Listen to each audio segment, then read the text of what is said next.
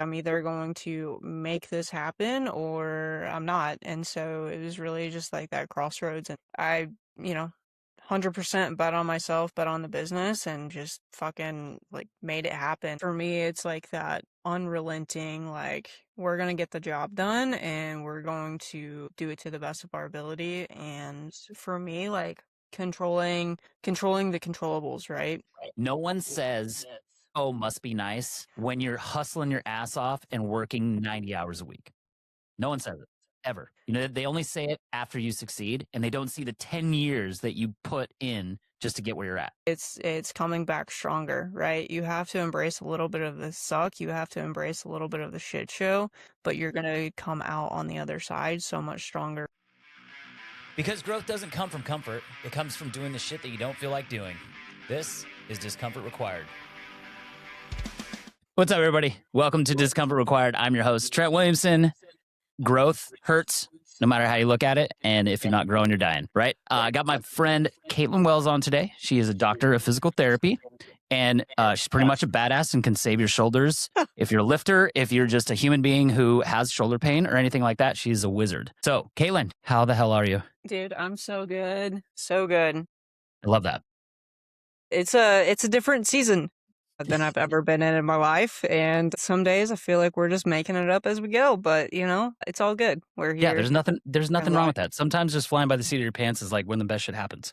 Absolutely. That is absolutely truth. Yeah, definitely. All right, let's talk a little bit about you. Let's talk about how you got into physical therapy and what was like your main driving force. Yeah, so it's a little bit of a convoluted story, maybe. So my mom was a rehab nurse, so she worked like post stroke, total knee replacement, everything like that. And on Sundays, my family and I would go to the church, and she worked weekends, so we would stop in and see her. That was just kind of like our Sunday thing. So would pop in, and I would see all these therapists just like goofing off, having a good time, whatever. Mind you, I was like 8, 9, 10, I was little. And I was like, that looks dope. Like, I want to play, I want to play ball for the rest of my life type of thing. Like, these people are just goofing off. So I was like, I'm going to be a physical therapist.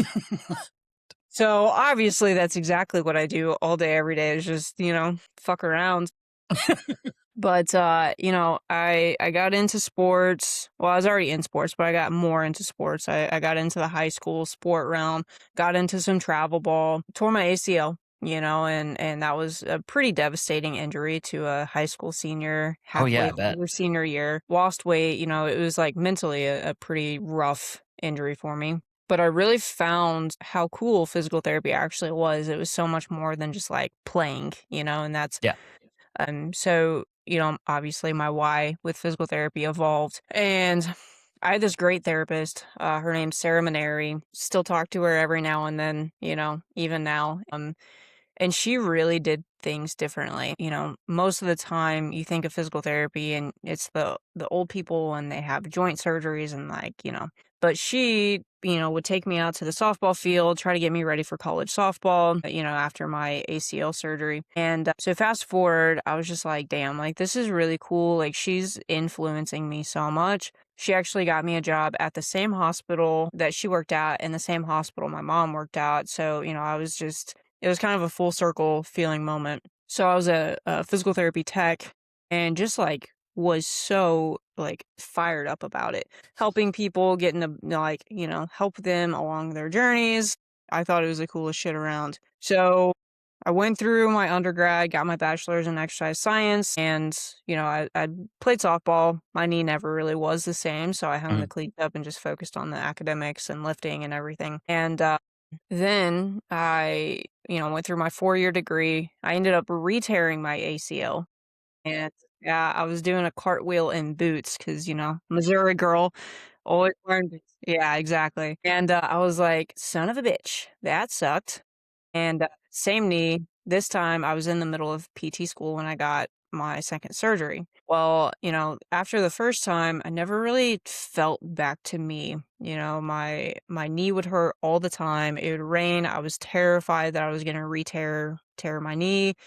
and I would wear my brace. Like, I was super, like, cautious when I was walking. Anytime it rained, like, floor was slick, I was holding on to stuff, and, I was actually dating someone at the time, and we got into powerlifting, and most of the time, they're like, "Hey, like, maybe don't powerlift," you know? Like, "Let's not load the knee too much, that's dangerous," and, honestly, that's the first time that my knee felt like my knee, and it felt like I was becoming that athlete again. So then fast forward to the second tear, nothing to do with lifting, it was just me being a boneheaded idiot, and, I was in PT school and a little cocky, a little egotistical because, I was in a doctorate program and I knew everything. And I told the physical therapist that was working with me the second time, a different city, different hospital, all that. I was like, hey, I would kind of like to do a little bit of my own rehab, mostly because, like I'm in PT school, like blah, blah, blah. Well, I just fell out of love with PT and really was trying to do my own thing with it, like with my knee. I would still go, but I was like, these are stupid exercises. Like, I hate this. There's a 90-year-old man right next to me doing the same fucking exercises. Like, how is this going to get me back to doing what I want? No shade to him. Like, he's a great therapist, great dude. I was just egotistical and an asshole. And so anyway, fast forward. I guess my why for physical therapy has changed a lot over the years, but going through that second surgery and going through clinical rotation, so you have didactic work and then you have like hands-on work for physical therapy, and I absolutely hated it. I wanted to drop out of PT school. Oh, wow. I was I didn't like, expect that. yeah, I was like, there's a cliffhanger for you. I was just like, "This is fucking stupid. Mhm. I don't like this." And I was like, almost an identity crisis because up to that point, it was, I can't wait to be a physical therapist and help people. Well, then when I really got into it, I was like, it doesn't feel like there's critical thinking here. It's like memorize this textbook and here's the same protocol for the same people for the same fucking thing all the time. And I was like, I hate this. This is stupid. Got to that realization or whatever, did you decide that like, okay, I'm gonna do this, but I'm gonna do this a different way? No. I was like, what, I think I was in my second year. It was the end of my first year, beginning of my second year of PT school. So I was 5 years into a 7-year degree. And I was like, "Well, I've come too far. I'm not gonna quit now."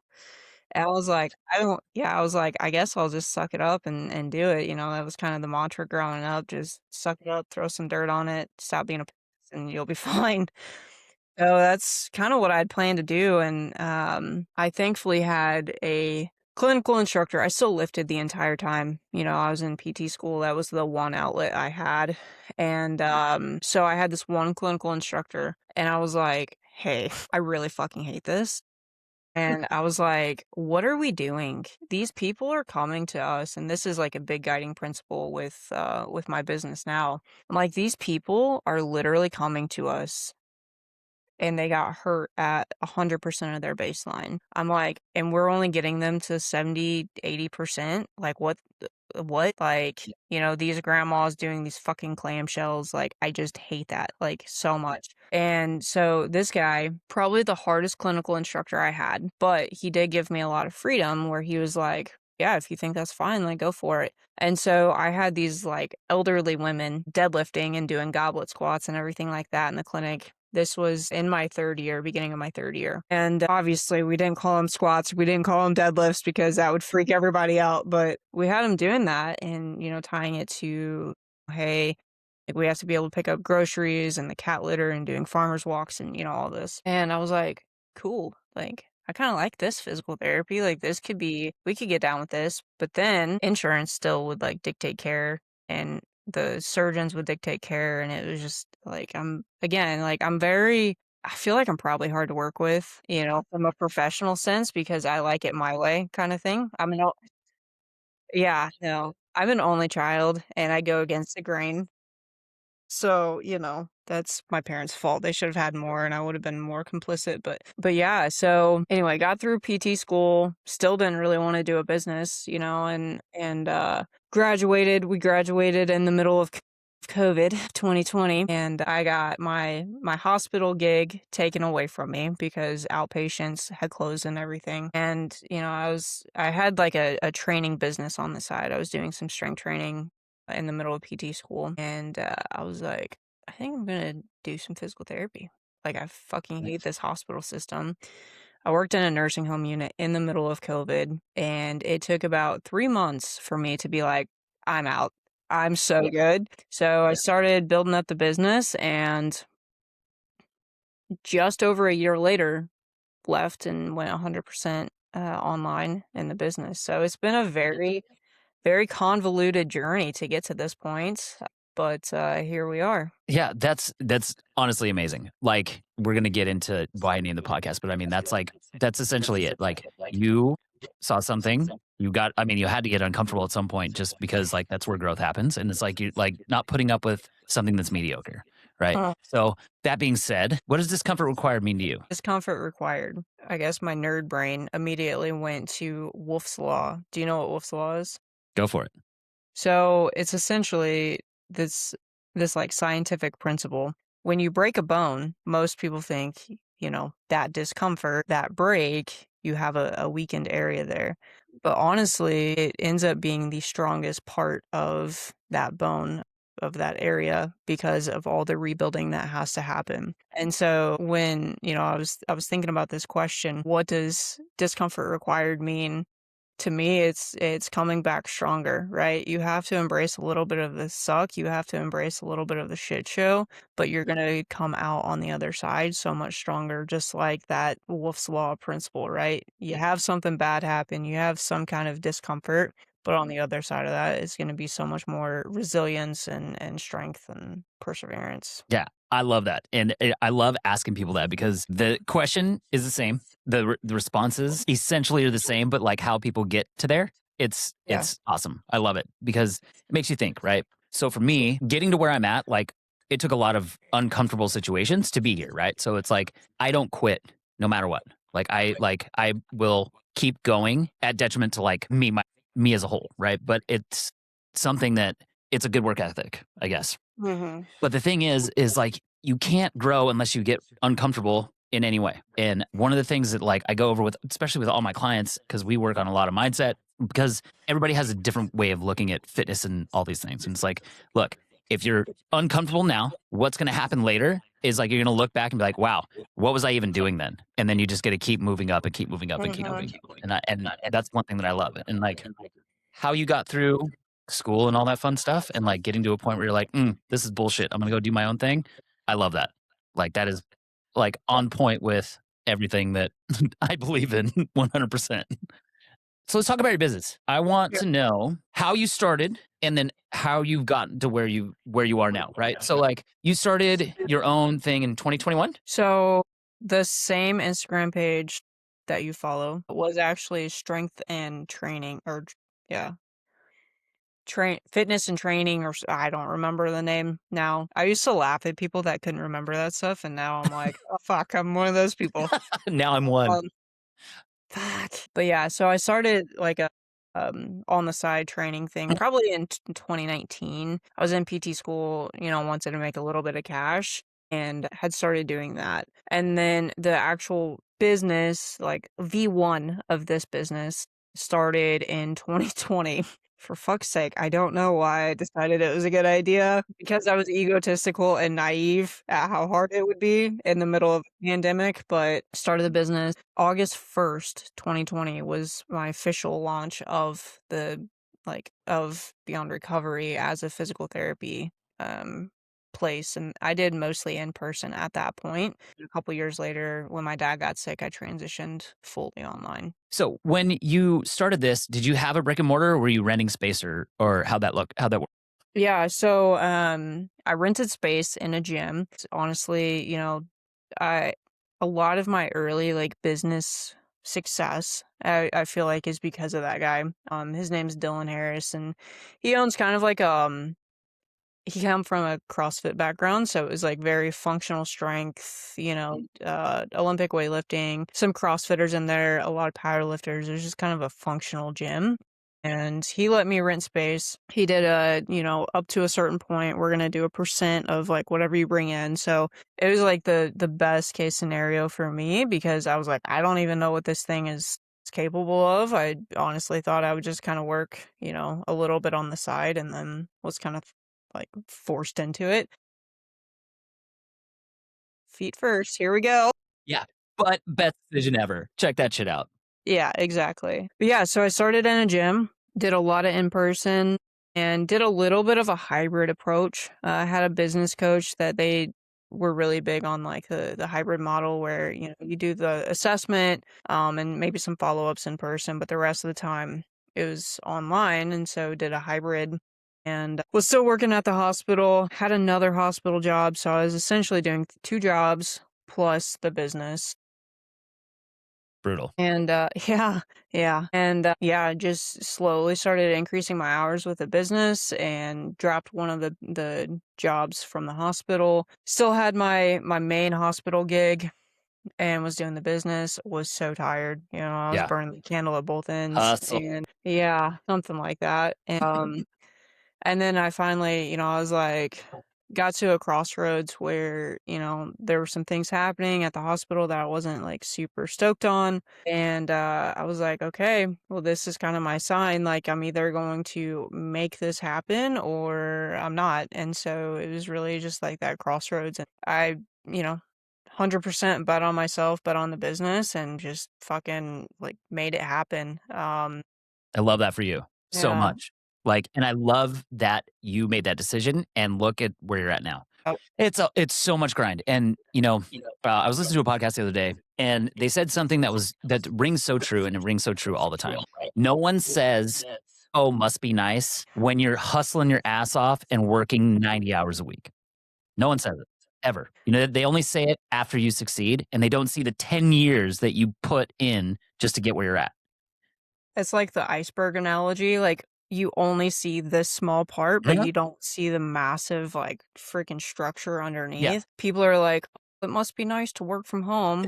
Okay. I'm literally on day, like, 200 in a row of Mhm. working at Right. least 6 hours, For sure. it's the grind is often, like, glorified.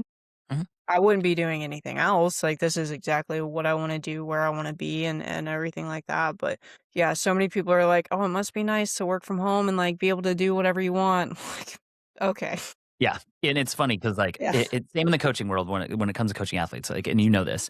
They're like, "Oh, it must be nice that you get to go be in the gym and you just get to fucking work out all day," and it's like, I'm Honestly, it lucky makes if it I get to work harder. out. Yeah, Like, I have we'll get into it, but, like, I have a ton of remote clients now, which I love, and it's like, that is bringing me so much joy because like, I love personal training and I do love coaching classes, but I'm getting to the point where I'm like, you know what? Like, I can make more impact and have more of me to give to my personal training clients or remote clients. And there's nothing wrong with that, And it's like, I'm still here for the people that I am. I'm just going to cut down my hours at the gym because like also need a life. And that is one of those things where people don't see that like no matter how much you love a thing, but like I work Sunday to Sunday. I'm writing programming every single day. Do I hate it? No. I absolutely love it, right? And it's like I get to talk to my athletes and like, okay, how we feeling? Blah blah blah. And it's just it's a good feeling because of how passionate I am about it. But next time somebody says, "Oh, you're lucky you get to fucking work out all day," I'm gonna punch them right in the mouth absolutely. for sure. So when it comes to high performers, what do you think sets a high performer apart from somebody who just works hard? Trauma. You are so right. For sure. It's like what makes you funny. Yeah, I've been through some shit. Emotion or trauma. Yeah. Uh, um, dude, I don't know how to answer that, to be honest, but what I can tell you is I feel the difference in what I eat, how I sleep, and how it impacts me showing up for people the next day. So I've taken on this like identity as a high performer solely for the fact that I know that it allows me to show up better the next Mhm. day. I went sober a few years ago. in part because of this, because I knew like alcohol made me feel like absolute dog shit.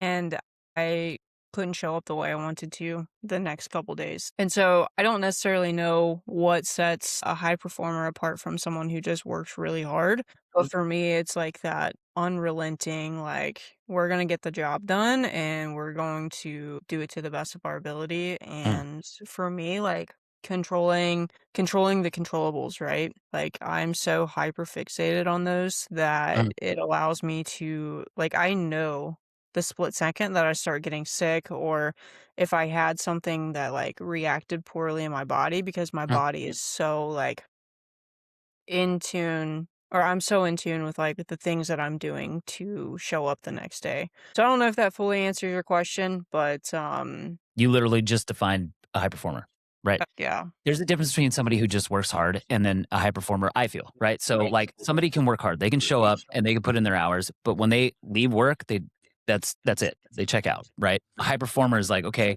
I have a goal and nothing is going to stop me to get to that goal, right? Mm, Somebody who works hard, it's like, yeah, they could be working for somebody and they put in, you know, they could be the best employee of the month every single month. But a high performer is like, no, this goal is I will not, there's no straying from the path. Like this is what it's going to be, right?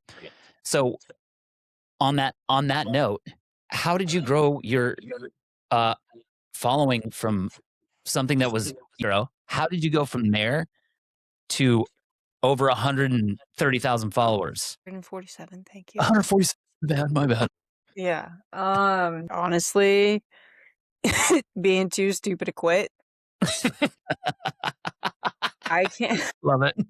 I can't tell you how many nights I was just like banging my head against the wall. I can't tell you how many different iterations I've had of my marketing plan, of my business. Like, I think it comes down to just like not quitting. And, you know, I told you before we started recording, I think part of it was I just finally got out of my own way and was like actually open to the growth, which I know, could potentially be woo woo, but honestly, like, I wasn't my own roadblock. And I had one of my good friends, his name's Zach. He had a software years ago, and I was like, dude, I love this. This is great. It helped me with some Instagram stuff. So anything he's ever put out, I'm like, all right, like, got good results the first time, like, Mm, let's do it again. And I was just banging my head against the wall, was frustrated, and he was actually a client of mine. So I was a client of his, he was a client of mine, and now I'm a client of his again. And he's just taking over my marketing. And honestly, he's been a big catalyst to that. My mindset's been a big catalyst to that. My work ethic has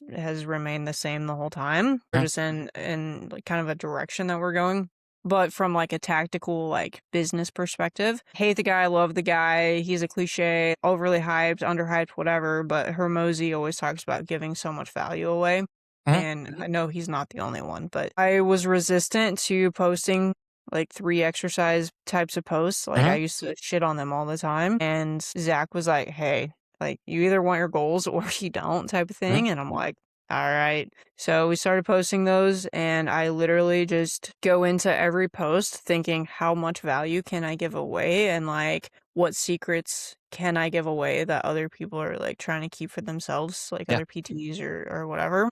And like, I'm literally not holding anything back. And, it's kind of coming from that place of abundance where Mhm. I'm going to put this out. And if it resonates with people, like, I know that that's going to pay off for me in the long run. And it honestly feels so much better doing it this way. I mean, the growth is amazing. The Yeah. increases in revenue is amazing. And I get some really hateful comments sometimes, Mhm. but I will say that the amount of positive comments that I've gotten just like overflow, the gratitude cup, because there's so many people that take time out of their day to like actually say thank you. And it's been amazing. It's almost like like a Cyclical. circle. Yeah. You give more value, people love it. That makes you want to give more value. And, Mhm. it's just been amazing to see. Honestly, I wouldn't believe it if it wasn't happening to me. I And know. sometimes I'm like, am I awake? What's going on? But yeah, just being of service, that's what it's all about. For sure. Like, so since I started following you, like, I'm huge fan out of the gate, right? And I share your stuff with anybody who has shoulder problems. Like, it's like immediately I share that with them, right? It's super helpful. Like you put out things that actually work, right? And you don't do it for any other reason except for like, hey, let's help everybody, right? I don't know how many iterations of my business it is now, but like this is the one where it's like, okay, this feels the best, right? I'm at a different point in my coaching career. I'm at a different point in my mindset, and I'm much older than I was when I first started doing this, right? And it makes me look at it from a point of like, I don't need to have an ego. I don't need to be an asshole. I'm not going to be better than everybody out there. But what I can be better at is caring, right? So it's like when I have an athlete, my athletes all know it's 100, they get 100% of me. Like there's no ifs, ands, or buts, right? It's not like you pay some big company for a coach and you check in one, you didn't post your workout or your food. Like, are you good? Like, what's going on? Talk to me, right? Are you having a shitty day? What is it?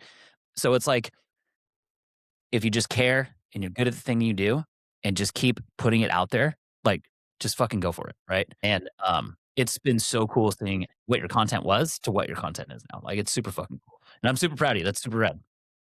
dude. I could say super like 26 more times. How about that? So what do you think is the biggest mindset shift you've had in the last 6 months? I usually try to have like a word Okay. of the year, and I went from being in like a more scarcity mindset Uh-huh. to more of an abundance mindset. My password used to be like my revenue goal and stuff Mhm. like that, and it actually shifted. I'm gonna have to change all my passwords now. But my word for the year is impact. So it's, how much impact can we actually make? And I think that's showing up in like the content, showing Uh-huh. up in the Instagram, YouTube, my conversations, everything like that. And so I think from the mindset shift from scarcity to abundance has been huge. And that's a large part due to a couple of my coaches that I've worked with. But there's just so many things Uh-huh. along the way that the last 6 months, like, it's really no surprise that the business has exploded because business, personal life, financials, like, whatever, it all starts with you. And I feel like just me working on me and my mindset, it's like, it's no doubt that the Yeah. business has grown, but, like, the serving attitude, trying to make an impact, realizing that me showing up as me is enough, like, those types of things. It's definitely been a lot of different wins over the last 6 months. That's been, like, my big focus is my mindset and my mental health. Love that. So, too many to count probably, but Yep. Too many is better than not having enough, you know? exactly. And like, I'm glad that you said mental health, right? Because as things grow and it's like when you're working so hard towards something and you like things start stalling or whatever, it gets really hard to like get up and grind like they did the day before. And it's like if you get no results, you're like, oh, why the fuck am I doing this? Right. But having that mindset of like, okay, it's all gonna pay off. It's all gonna pay off. It's all gonna pay off. That's the thing that sets people apart, right? And Mhm. how many setbacks did you have you had in the last 6 months where you had to change your mindset? Like you didn't have a choice. It just you had to. I feel like we've been building a lot of momentum and like things have been going pretty well. But I mean, there have been hard days, there have been hard weeks, dealing with some health stuff, like Mhm. everything. I guess from the outside looking in, you could say there are things that are hard, but it's also the label that you place on it, right? Mhm. So it's like if I say this thing happened and now it's bad, well then it's going to be bad. But if Yeah. you're like, "Oh, that's a little bit of a resistance and, like, time to prove myself," that subtle mindset shift is, like, really what probably changes my answer on that from it's like, "Here are some roadblocks," to, like, "Oh, this is a prove it motherfucker" type of moment. But just like anybody else, there's been hard shit. There's been days that I'm like, "What am I doing?" You can only get so many comments on Instagram before you're like, "Is that true? I don't know." You know what? Fuck the haters. That's all I gotta Yeah, say. yeah. I think, probably going back to last year, things were pretty rough with the business, and I honestly had thought about quitting it, and going and doing something else because it's like, how many times can you get kicked in the teeth and get Mhm. back up and ask for more? And there was a podcast. I'm a big Andy Frisella fan, right? Yeah. First form. Shout out BNC. Hey, let's go. And, it was probably like the MF CEO or, Live Real AF or something, and he was basically like, "Entrepreneurship and owning a business is like getting kicked in the dick every single day and coming Mhm. back for more." And I was like, "If this guy on this level Yeah. says that and talks about how hard business is," I was like, "I'm okay." Like, Yeah. if he is still dealing with this, then Mhm. I'm not some special unicorn that has the cards stacked against me, like, it'll be okay. It's just kind of the nature, and ever since then, and, in hiring a couple of my coaches, it's been just, "Alright, this is it. We're gonna Mhm. gear up and just be ready for anything that life throws our way." I love it. I love it. And they've been around forever. And people don't understand that they have literally been around forever is crazy to me. Right? Mm, Because, oh, they just like came up and like they do cool shit and they throw up one big party a fucking year. And it's like, no, you don't understand how what the grind is. Right? yeah. It's crazy. Andy's first S2 supplement superstore, like, how he got started is actually in Springfield, which is Oh, where nice. I live, and so, obviously, he's like a hometown boy, but yeah, I And how mean, long ago was that? I think that was early 2000s. See? Like, that's fucking forever ago. Yeah, and, it kinda going back to, like, Hormozy and giving away a lot of value. Think about how much value that dude has given out over the years. He's Mhm, got probably the most popular, like, personal development program with mhm. 75 Hard. Love it, hate it, don't care. Like, it changes a lot of people's lives Yeah. when they do it. He had the MF CEO, and he has Real AF where he's actually talking about things that should get him canceled, right? But Mhm. he, like, comes from a place of, like, just giving as much value and as Oh, yeah. much impact as he can, and I really think at the end of the day, like, that's what it's all about. I'm I love a that. big Andy Um, fan. if you could give somebody that's just starting out advice on how to buckle down and not give up, what would you do? It's probably cliche advice, but always going back to your why. Mhm, I I hated working in the hospital-based system more than I hated the day-to-day grind of mhm, working multiple jobs. And also, if you just focus on, and this is another Andy thing, he talks about winning the day. mhm. And even now, I've been in business for 6 years, Yeah. however you look at that. And I can still get distracted by, do I really want to do this and work this hard for the next 30 years? Mhm. And when I start thinking out that long, it obviously gets intimidating, Yeah. right? Just thinking of this kind of grind for the next 30 years. But if I just focus on how can I move the needle forward today? How can Mhm. I make an impact today?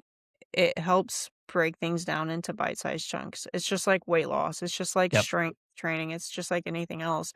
When you look at the big picture, you obviously can get imposter syndrome and Mhm. and things get lost in the weeds, but if you literally just focus on improving one thing that day, it Yeah. makes everything else get that much easier.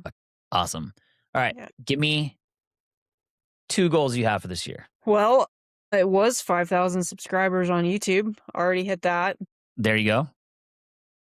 Yeah, I mean, I'm looking over here. I have some fitness goals. They're kind of on the back burner as we're trying to get healthy. But yeah, dude, like honestly, all of my business goals really just tie back to the mission and impact and everything like that. So obviously, like I have revenue goals and I have growth goals and everything as it relates to that. But at the end of it, like the crux of that is really just making an impact.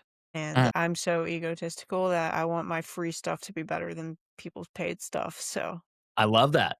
That's that's so where we're dope. at. So what do you have coming up? What are some Uh, big things you have coming up that are going on? I hired a team. Mhm. Talk to me about That's it. been a challenge. It's hard. I'm a control freak, and Yeah. it's hard to pass the reins off, but it's definitely an opportunity to learn and grow and to trust. So that's really the big thing. And other than that, just focus on feeling more at peace and feeling, I've noticed doing a lot of mindset work, a lot of my other health troubles have kind of Mhm. gone away.